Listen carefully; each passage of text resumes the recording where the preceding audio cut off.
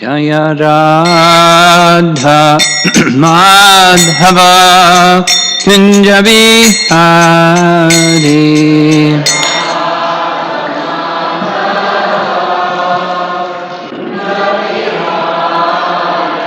Jaya Radha Madhava Kunja Bihari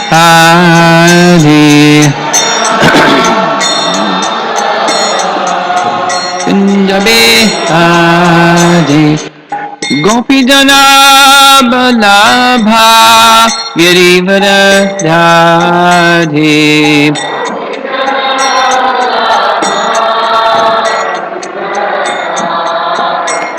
Gopi Jana Balabha Girivara Dhari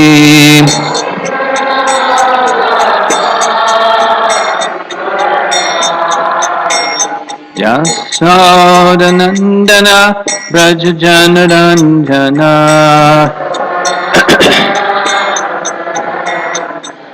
Yasodanandana Brajajanaranjana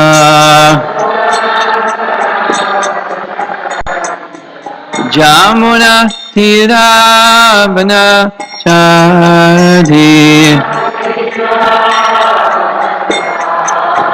Jamuna Tiravana Chari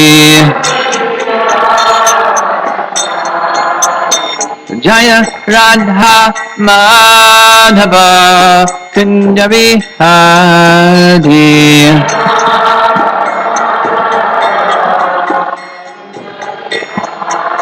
Jaya Radha Madhava Kunja Bihari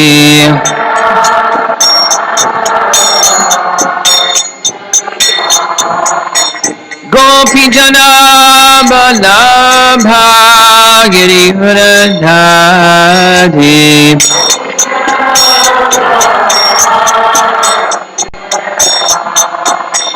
Gopi Jana Balabha Girivara Dhari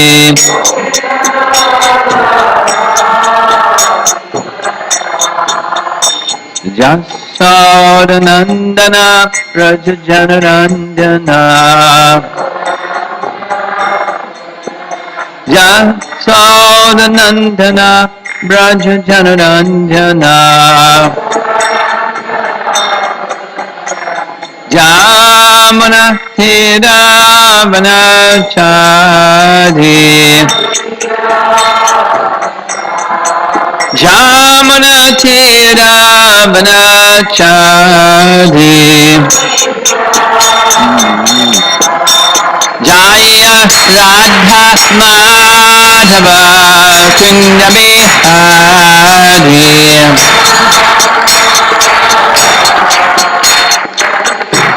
Jaya Radha Madhava Kunja Bihari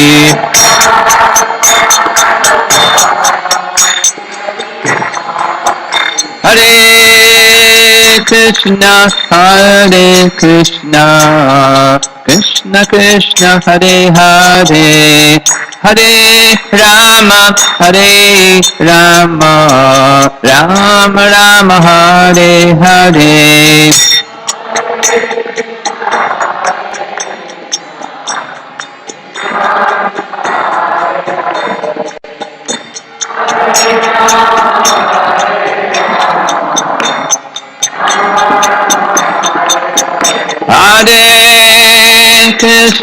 Hare Krishna Krishna Krishna Hare Hare Hare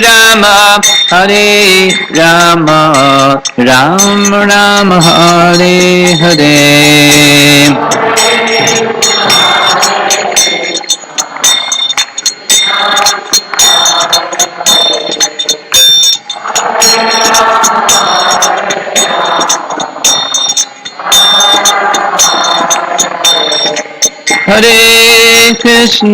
Hare Krishna Krishna Krishna Hare Hare Hare Rama, Hare Rama, Ram Ram, Hare Hare.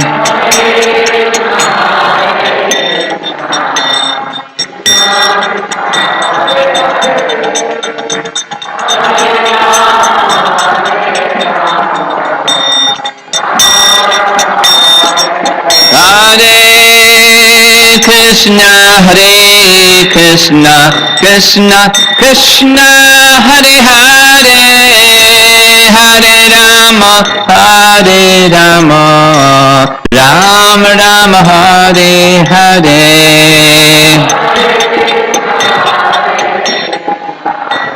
Krishna Krishna, Hare Hare, Hare Rama, Hare Rama, Ram Ram, Hare Krishna, Hare Krishna, Krishna Krishna, Hare Hare, Hare Rama, Hare Rama, Rama Rama, Hare Hare.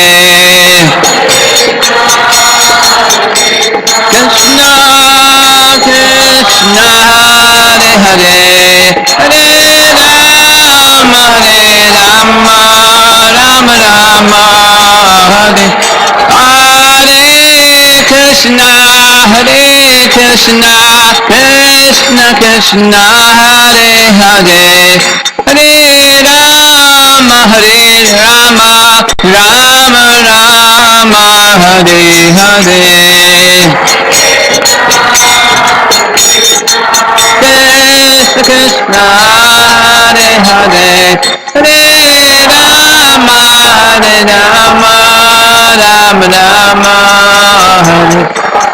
Jaya Prabhupada, Prabhupada, Prabhupada, Jaya Prabhupada.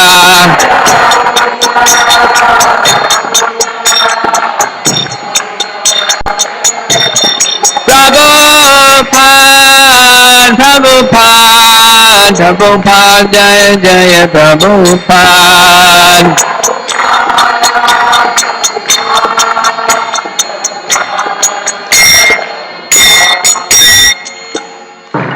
Srila Prabhupada ki, Shri Shri Kishore Kishori ki, Gaur Premanandi.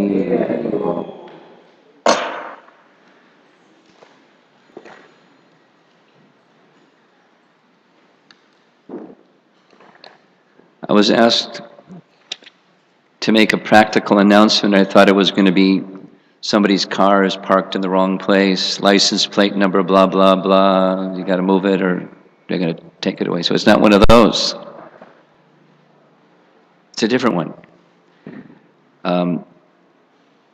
This is from our temple vice president. An event like this requires some funding to cover the expense of particularly the prasadam and other related things. And so there's a procedure for registration. And some devotees have registered and a number of devotees haven't registered, so it's an appeal.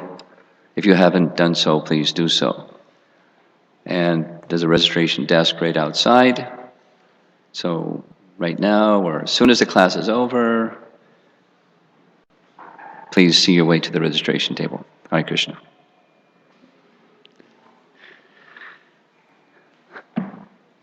So this is preparing ourselves for, actually it's a piece of cake with whipped cream and icing on top, called 32 Round Day.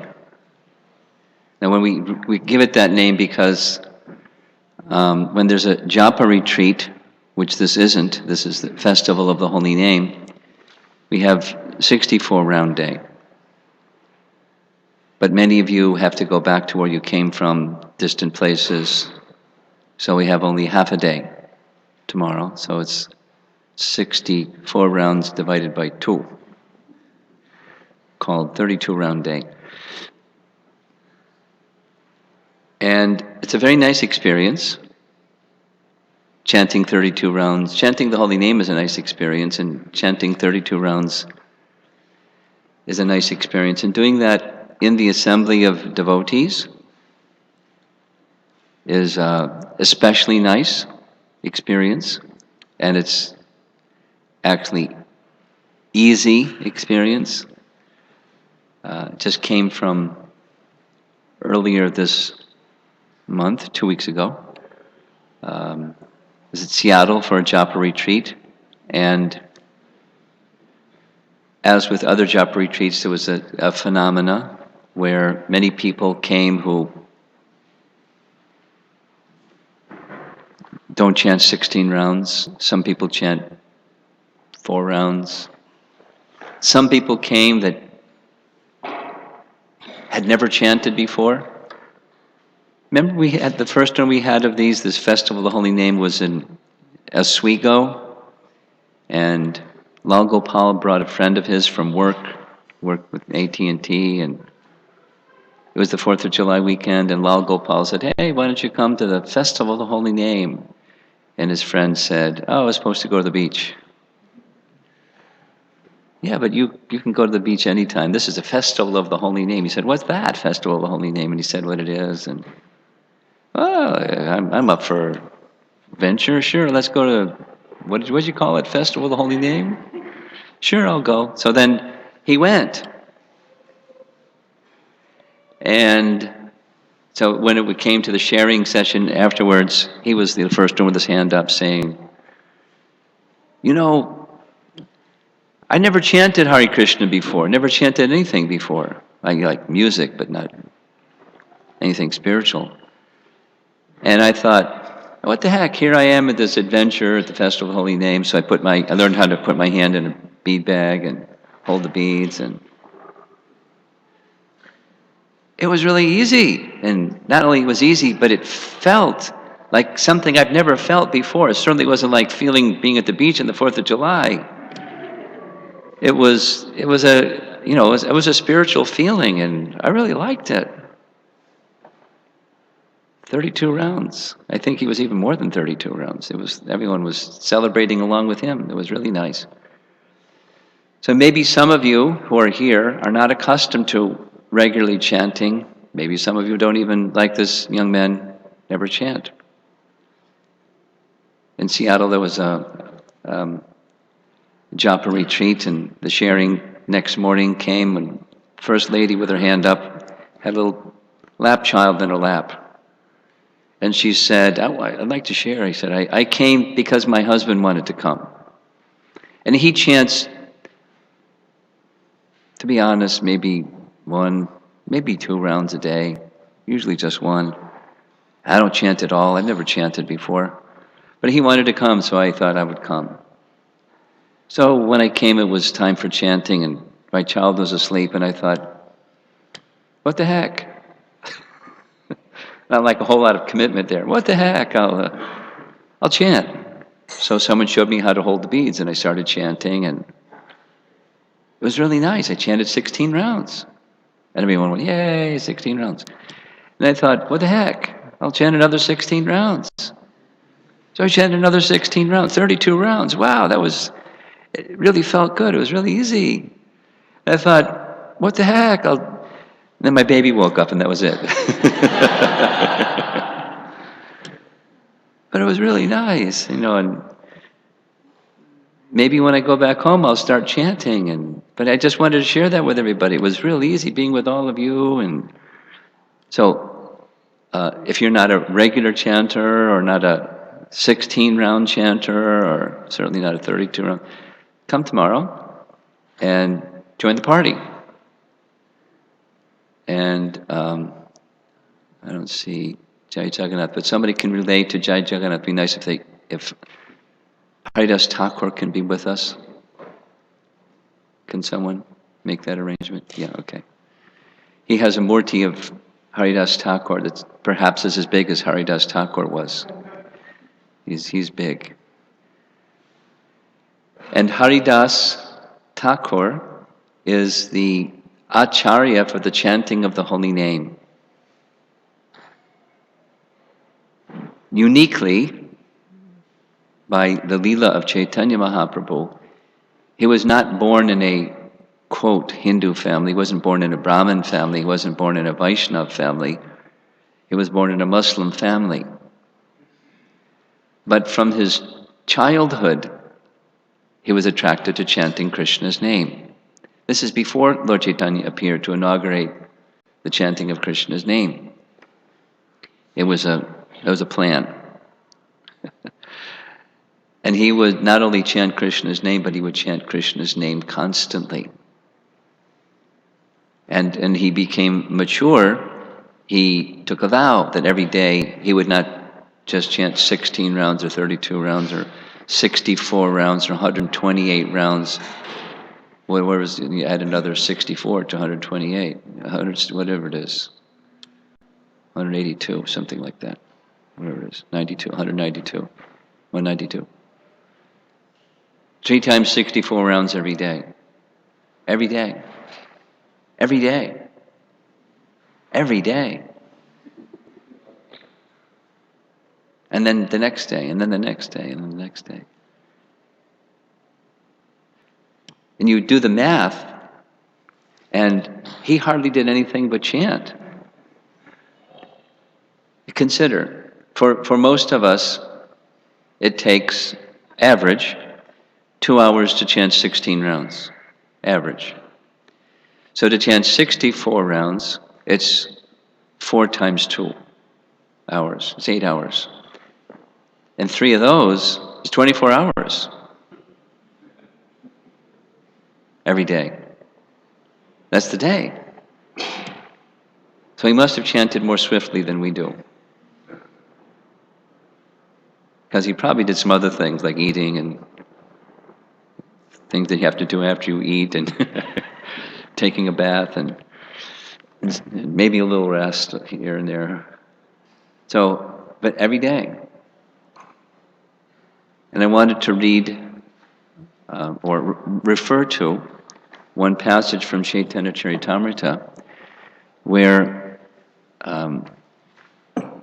Rupa Goswami, so this is intended to help prepare us for the 32 round day tomorrow. Rupa Goswami and Sanatana Goswami both were born in Vaishnava Brahmana families, but because of the circumstance of their being literally forced or coerced into taking service in the government of Nawab Hussain Shah, they considered themselves to be fallen. And therefore, when they left their government service and took up a renounced Vaishnava life, they regarded themselves as unfit. So one of the humble ways that they regarded themselves is they would not enter the temple of Jagannath. Rather, they stayed with Haridas. When they went to Puri to stay with Lord Chaitanya, they stayed with Haridas, who also wouldn't enter the temple, feeling himself unfit. We were speaking about humility. So here's Namacharya and Rupa and Sanatana Goswami, who felt themselves unfit to come before the deity in the temple.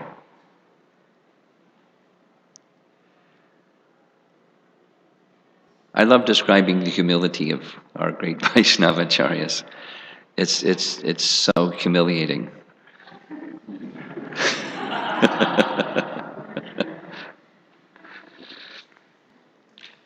When Haridas Thakur first came to Puri, I'll get back to the verse. There's a verse of Rupa Goswami glorifying the holy name.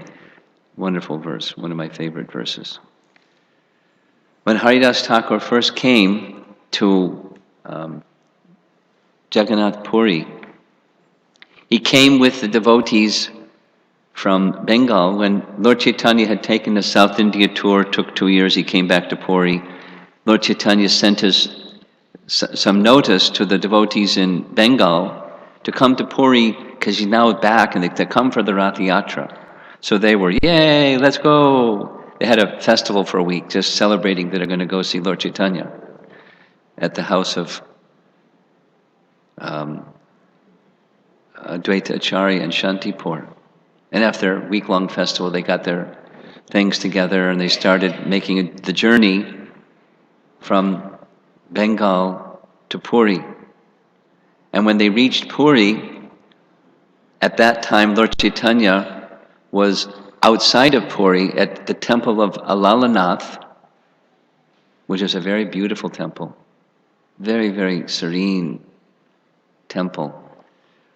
Because after the bathing ceremony of Lord Jagannath goes into seclusion, and Lord Chaitanya couldn't bear the separation from the deity.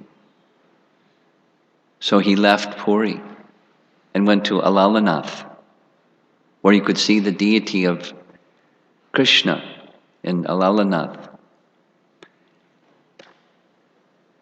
But when the devotees and he was in this mood of separation, intense pain, transcendental mood of separation.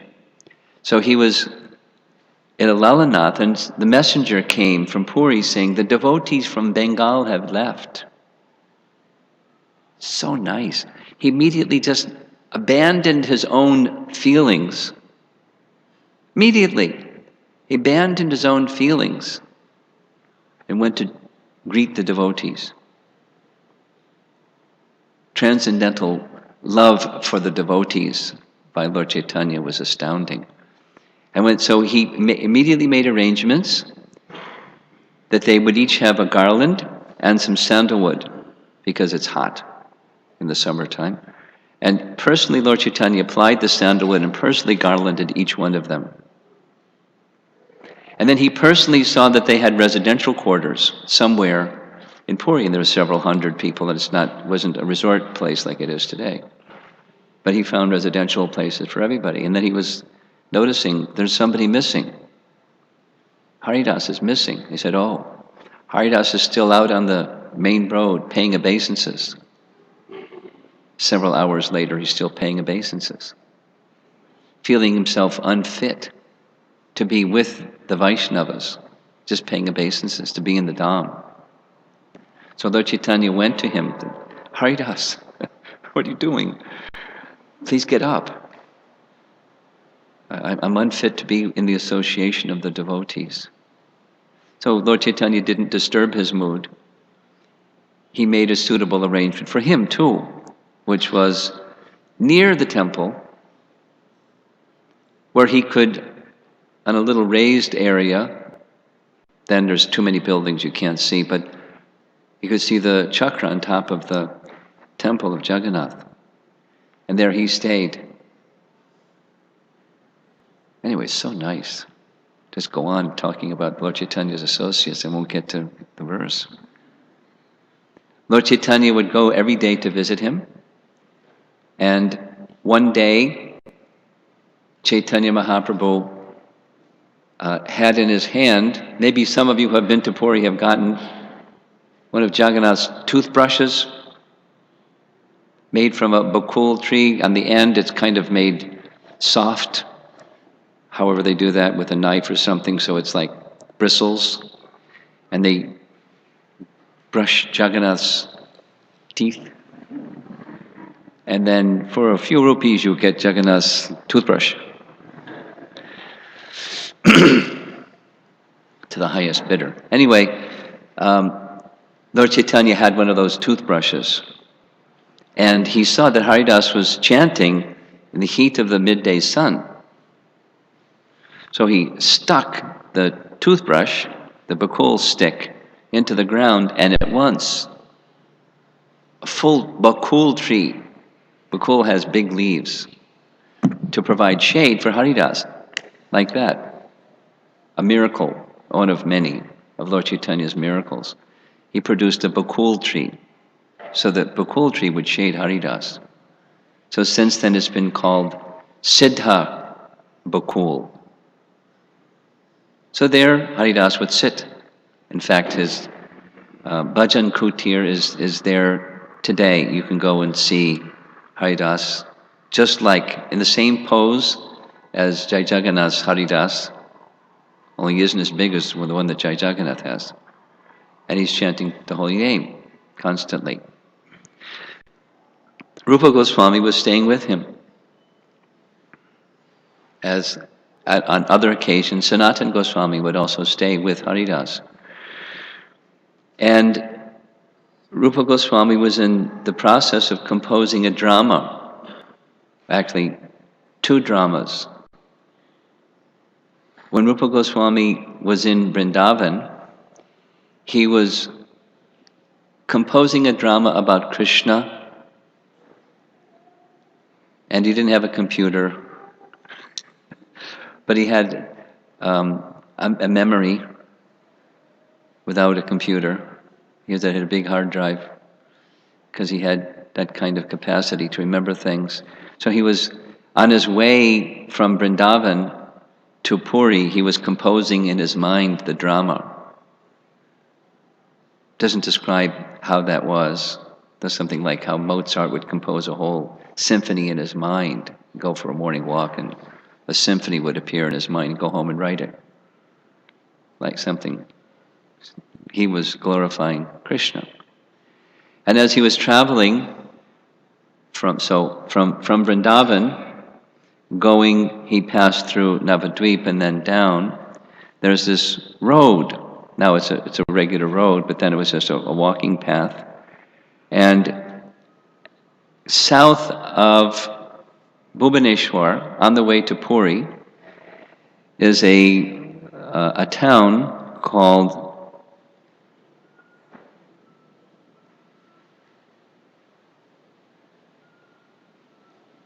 what's the town? Satyabhamapur, thank you. Satyabhama is one of the queens of Krishna in Dwarka. Yes? Satyabhama. So he stayed in Satyabhamapur, and a village of Satyabhama. And that night he had a dream. And Satyabhama appeared to him in his dream.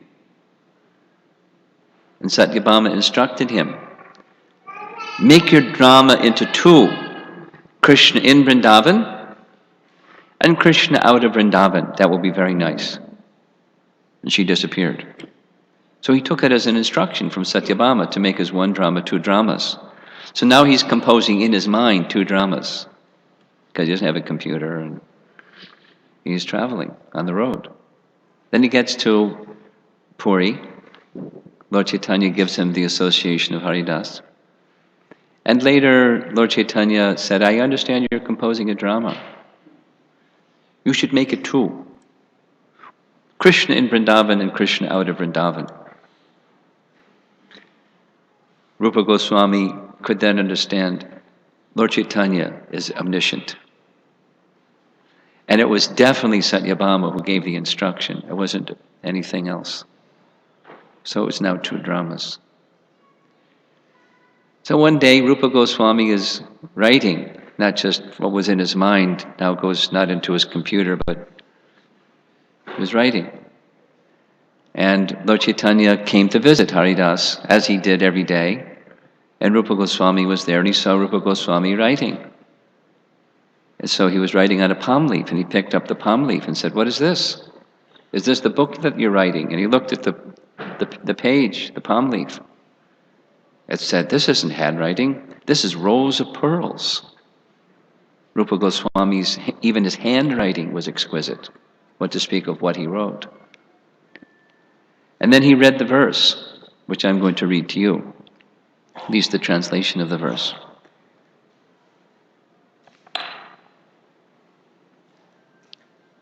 It's one of the introductory verses of Vidagdha Madhava, because the 2 were Vidagdha Madhava and Lalita Madhava. Vidagdha Madhava is Krishna in Vrindavan, and Lalita Madhava is Krishna when he leaves Vrindavan. Although we heard this morning, Krishna never leaves Vrindavan. But he has a leela of leaving Vrindavan, but he never leaves Vrindavan. So it's a little mysterious. It's a leela. He never leaves Vrindavan. But there's pastimes in Vrindavan and pastimes in this leela of leaving Vrindavan where he's feeling separation from Vrindavan. Like Lord Chaitanya when he's in Alalanath feeling separation from Jagannath. Like that. The scene is different, the bhav is the same. Krishna feeling separation from Vrindavan. Lalita Madhava. So the verse that Lord Chaitanya is reading from this palm leaf there's 3 parts. Well, actually it's 4 parts. I do not know how much nectar the 2 syllables Krishna have produced. So attention first goes to the name with 2 syllables, Krish and Na. When the holy name of Krishna is chanted, it appears to dance within the mouth. We then desire many, many mouths.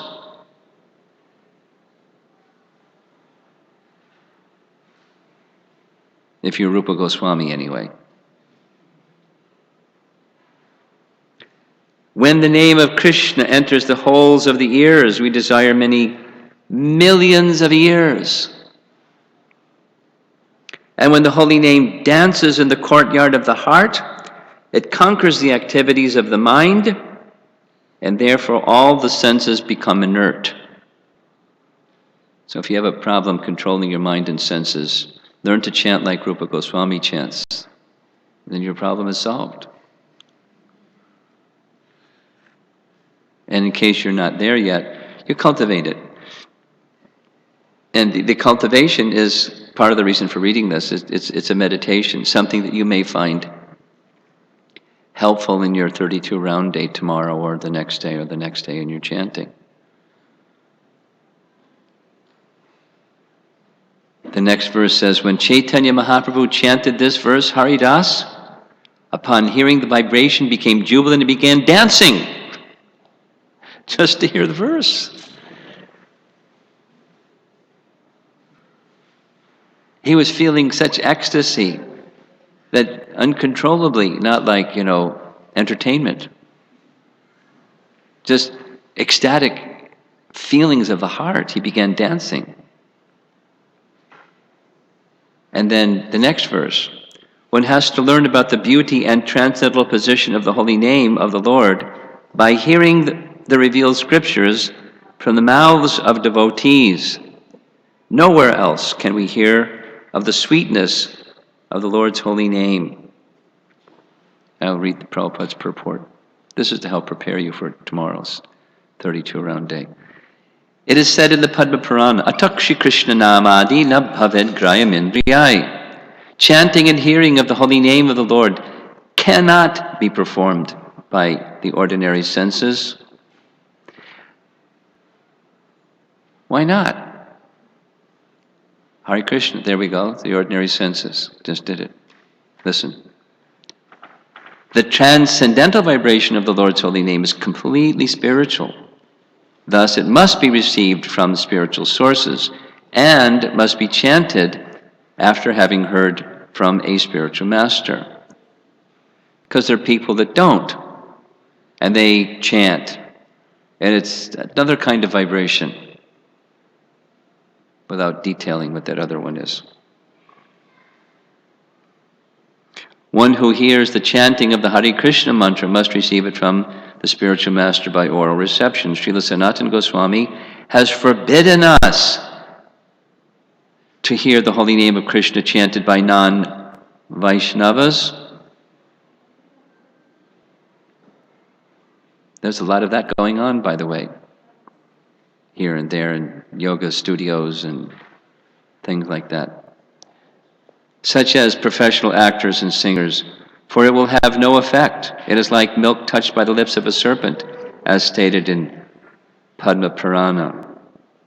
Avaishnava mukhod girnam putam hari katamritam shravanam naiva kartavyam sarpo chishtam yatapayaha.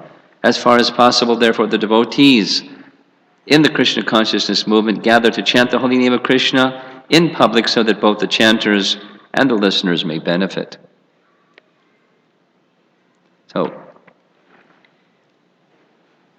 this verse by Rupa Goswami was so much appreciated by Lord Chaitanya he said, I want to hear the rest of this drama, and tomorrow I'm going to bring Ramananda Roy, Sarvabhauma Bhattacharya, and the exalted Vaishnavas here in Puri, and I want to have you explain it to them, have you recite the verses from the Vidagdha Madhava and the Lita Madhava. So they all came the next day, and they sat down at Siddhabakul. And Lord Chaitanya motioned for Rupa Goswami to come closer so that he could recite. And he just looked at them and didn't respond. Because in his heart he was feeling, I'm not qualified to sit with these exalted Vaishnavas. In fact, he moved further distant away. That was his heart. It wasn't defiance, it was his mood of humility, although he's in this most exalted position. So when he recited this verse, being upon the request of Ramananda Roy, everyone was astonished. And they said, we've heard glorifications of the holy name before, but nothing like this.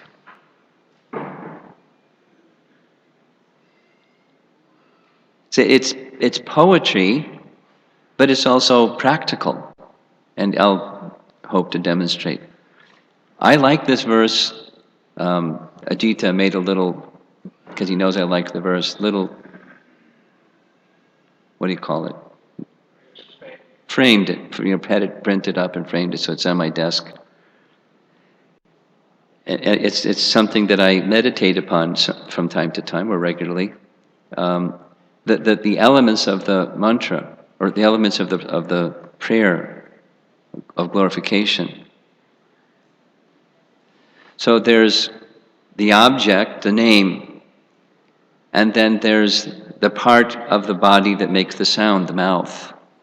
So my meditation on this verse goes, there's the name, like, seeing the form of Krishna, or the name of Krishna, or the whatever it is, the message of Krishna. And then there's the vibration of the name. So attention goes to the vibration of the name. How much nectar there is in the vibration of Krishna's name, because Krishna's name is not different. So focusing attention on making that sound vibration. And then focusing attention upon hearing the sound vibration. Of course, if you're focusing on making the sound vibration, you have to pay attention to hearing the sound vibration.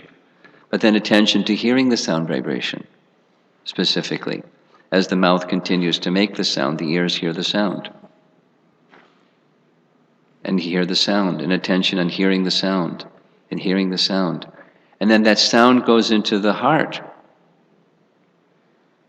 And that's the final part. And when that sound vibration enters the chamber of the heart, the mind becomes stunned. And when the mind becomes stunned, the senses become inert. It's a nice meditation on the holy name. Not just glorification, but the process of chanting the name, the two syllables, Krishna.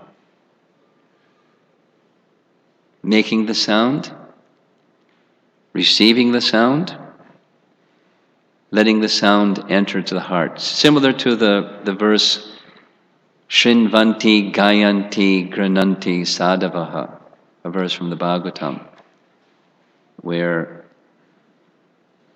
the instruction is given by Narada to Vyas to compose Srimad Bhagavatam so that it can be Shrinvanti Gayanti and then internalized. Grananti Sadhavaha makes one completely transcendental. The transcendental vibration makes one transcendental. Hearing it, vibrating it, and receiving it. So you may want to, during your 32 round day tomorrow, think of that verse, find it somewhere if you like, and have it in front of you. Or just, the parts of it are simple. I do not know how much nectar the two syllables Krishna have produced, when the sound is spoken by the mouth, one experiences such happiness that one wants many, many mouths.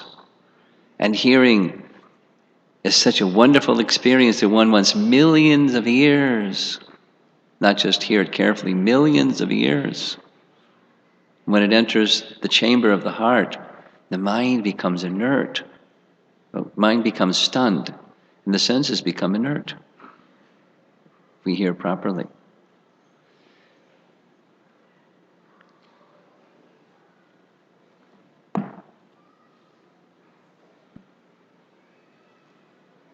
And as mentioned this morning, the Srimad Bhagavatam is the basis of Lord Chaitanya's teachings. And his teachings, of course, is conducive to awakening love of God, specifically in the mood of the residents of Vrindavan, because that was his mood. That's the gift he wanted to give. And so the Bhagavatam has many, many verses in which the glorification of the holy name is explicitly expressed. So one of them is in the 6th canto, chapter 3, where in the process of devotional service in general is being appreciated, and specifically devotional service beginning with the chanting of the holy name. So chapter 3 from canto 6. Etavan eva lokesmin hungsam dharma parak smritaha bhakti yogo bhagavati tan nama grahanadibihi. Devotional service beginning with the chanting of the holy name of the Lord is the ultimate religious principle for the living entity in human society. Because the beginning verses of the Srimad Bhagavatam expresses that this Srimad Bhagavatam is going to speak about one thing, and that's paradharma. And all other, just like Krishna speaks, sarvadharmam parityaja, mamekam sharanam braja. The paradharma is this which brings one to the position of Krishna's shelter. And that's devotional service, brings one to Krishna's shelter. And that devotional service, Tannama grahanadabihi, beginning with the chanting of the holy name, brings one directly into Krishna's association. Ready or not, qualified or unqualified, pavitra or apavitra, purified or unpurified, whatever your condition is, whoever you are, whatever circumstance of life you're in, take the chanting of the holy name. And immediately, you're engaged in paradharma. How merciful is the holy name. No prior qualification, no purascharya vidhi in the language of Chaitanya Mahaprabhu. There's no prior rituals that you have to do to get ready to do this yajna, as there are prior rituals before a yajna. None of it. There's just the holy name. And the holy name is so powerful it can deliver one from material existence, as we heard in the 12th canto, chapter 3 verse. It can deliver one from material existence. And all the turmoil and contamination of Kali Yuga. Here's Prabhupada's purport. As stated in the previous verse, Dharman Bhagavatan, or religious principles, are Bhagavad Dharma, the principles described in Srimad Bhagavatam itself, or in Bhagavad Gita, the preliminary study of the Bhagavatam. What are these principles? Question mark. The Bhagavatam says, Dharma projita kaitavotra. In Srimad Bhagavatam, there are no cheating religious systems, like we were discussing about Arishta and the ostentatious way that such things are placed before the public eye. Everything in the Bhagavatam is directly connected with the Supreme Personality of Godhead. The Bhagavatam further says, Savai pungsam paro dharmo yato bhaktir adhoksaje. The supreme religion is that which teaches its followers how to love the Supreme Personality of Godhead, who is adhoksaja, beyond the reach of the experimental knowledge. Such a religious system begins with tan nama grahana, chanting the holy name of the Lord. After chanting the holy name of the Lord and dancing in ecstasy, one gradually sees the form of the Lord, the pastimes of the Lord, and the transcendental qualities of the Lord. This way, one fully understands the situation of the Supreme Personality of Godhead. In Harinam Chintamani, these are just some glories that help us appreciate this wonderful gift that we've been given by Lord Chaitanya Mahaprabhu, the holy name. Just like examine this wonderful gift so we can feel gratitude in our hearts to what we've been given. In the last chapter of Harinam Chintamani, what Prabhupada has stated here in this purport is described in a whole chapter, or a good part of one chapter, where the holy name directly reveals the form of Krishna. And then when the form of Krishna is revealed, within that form of Krishna, the qualities of Krishna are then exhibited.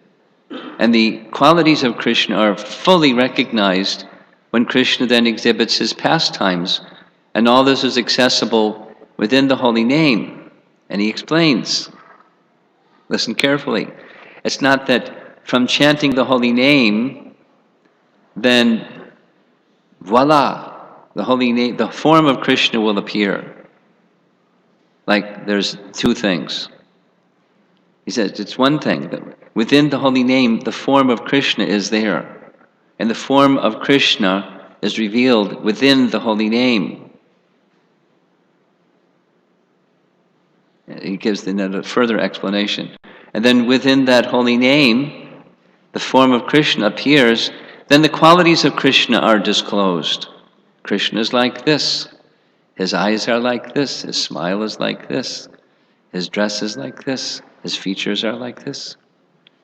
His kindness is like this. Then his pastimes further embellish or illustrate the form and the qualities. And the pastimes then unfold. Haridas then said, it's like the holy name is like an ocean. Kali Yuga is an ocean of dosha, bad, faults. But the holy name is an ocean of nectar. Everything is within the holy name. When you're chanting 32 rounds with the devotees tomorrow and you hear this sound many people have characterized like bumblebees. Bzzz. After the honey, where's the honey? Bzzz. Chanting and chanting, where's the honey? Where's the honey? The honey is there in the name. He said it's like an ocean of honey.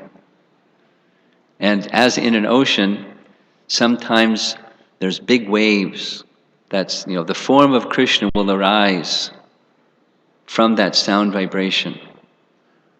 That's the big waves. And the qualities of Krishna, they're compared to the small waves. And the interaction of the small waves and the big waves is the exhibition of Krishna's pastimes. His form and his qualities mixing. His pastimes are then exhibited in the heart of the pure chanter of the holy name. So we're not eligible to see Krishna's pastimes because he only appears once in a lifetime of Brahma. We've got a long wait. But one can see the unmanifest pastimes of Krishna by this method, by the unalloyed chanting of the holy name. The pastimes of Krishna are exhibited, the form of Krishna, his qualities of Krishna. Not just reading something from a book and then imagining, but directly experiencing, as Krishna says in the 9th chapter of Bhagavad Gita. Pratyaksha agavgamam dharmyam susukam kartam avyayam. This teaching of Bhagavad Gita, and with it the chanting of the holy name, is meant to give direct perception of the self. So there's the individual self, but how can we see the individual self without the Supreme Self? So the self-realization and God-realization, they occur simultaneously. And the medium for all of that is the holy name.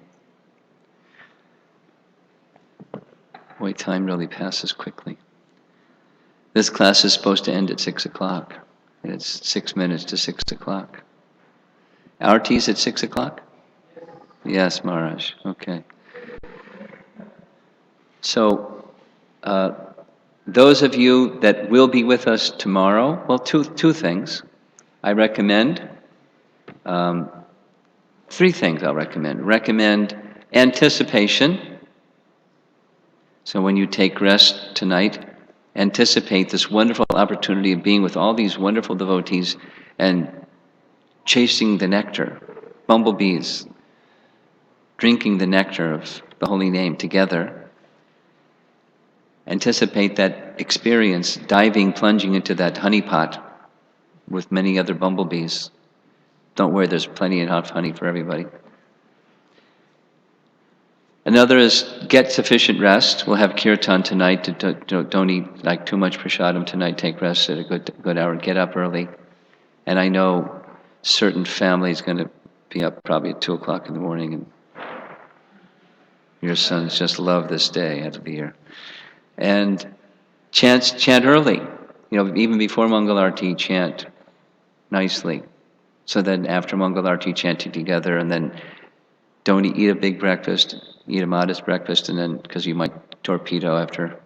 And then come back again in the temple room and chant together. And you do like that, and you'll have a fantastic time. Guaranteed. Guaranteed. Guaranteed, or your registration fee back, no problem.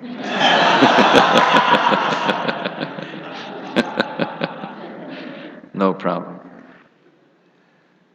And one of the things that we are requesting is, especially people that have a tendency to talk.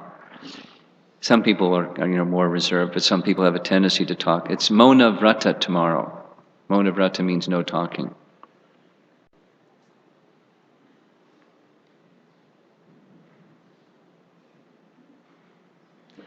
If you have children, you have to talk to your children, but do it quietly, and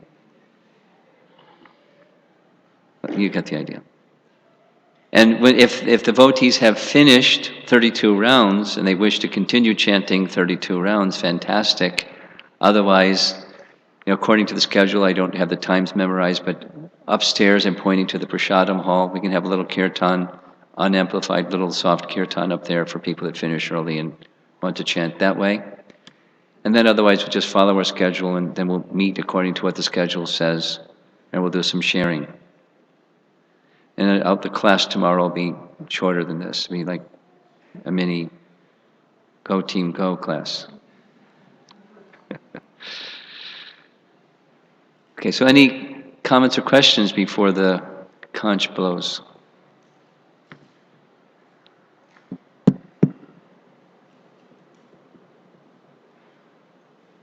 You all prepared? Yes.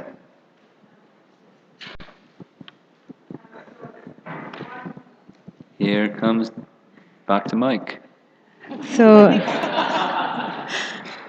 one may hold ill feelings towards, or like misconceptions of other devotees.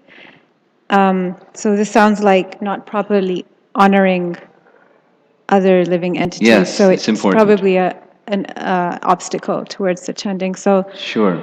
Is this one of the anarthas which can be removed by more chanting, or is there? Is it ruled by More chanting?